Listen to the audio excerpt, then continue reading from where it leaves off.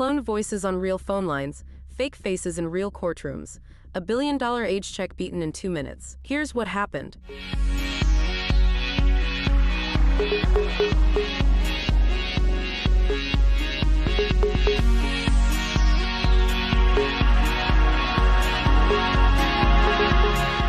A fraud investigator picked up the phone last week to confirm a wire transfer. The voice on the other end sounded exactly like the client. It could have been anyone. A company called Really just launched AI voice cloning that runs directly on T-Mobile's network. Not as an app, but as carrier infrastructure. That means cloned voices now travel the same lines as real calls, leaving no audio artifact an investigator can analyze after the fact. For anyone who's ever trusted a phone call because the voice sounded right, that instinct just lost its foundation. According to CX Today's analysis of over 1 billion calls, deepfake fraud attempts surged more than 1,300% in 2024. And research from IJERT found humans detect high-quality voice clones only about a quarter of the time. 3 out of 4 well-built clones get through undetected. Every procedure that still reads "call to confirm" isn't a security control anymore. It's a habit that hasn't caught up. That's what happens when you can't trust a voice. But what happens when you can't trust a face? A teenager in Australia just became the subject of the country's first deepfake prosecution.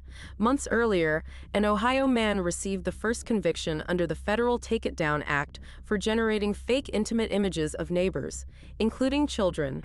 These aren't platform moderation cases anymore. They're criminal investigations with device seizures, FBI forensic support, and chains of custody.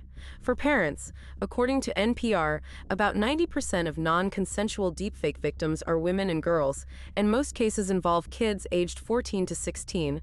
The Illinois State Bar Association flagged that judges are now facing evidence challenges mid-trial, with no settled precedent to guide them. The gap between "we know it's fake" and "we can prove it's fake with documented methodology." That's the distance between a closed file and a conviction. So deepfakes are illegal, and voices can be cloned. Surely the systems built to verify who we are can handle this? A security researcher sat down with the European Union's brand new age verification app on launch day. Within 2 minutes, they'd opened a plain text config file, changed one value from true to false, and the biometric check simply stopped running. 1 character. That's all it took.